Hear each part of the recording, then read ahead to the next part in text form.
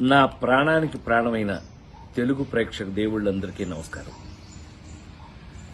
మొన్న Robin Hood pre release ఈవెంట్లో అనుకోకుండా డేవిడ్ వార్నర్ మీద నా నోట్లోంచి ఒక మాట దొర్లింది. అది కేవలం ఉద్దేశపూర్వకంగా చేసింది కాదు. అసలు నా ఉద్దేశం, నా గురించి మీకు తెలియదేముంది. ఆ ఫంక్షన్కి వచ్చే ముందు మేమందరం కలిసి ఉన్నాం.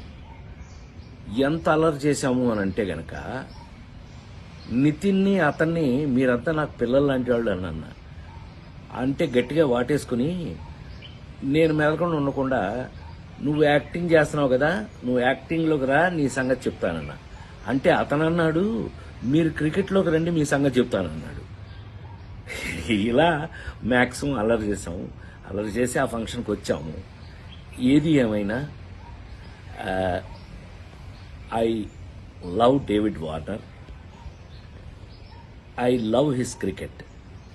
David Warner love our films, love our acting. So మేము, నాకు తెలిసి ఒకళ్ళకి ఒకళ్ళం బాగా క్లోజ్ అయిపోయాం.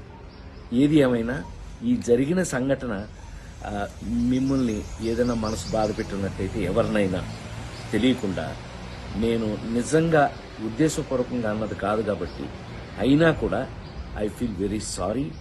నేను మీ అందరికీ సారీ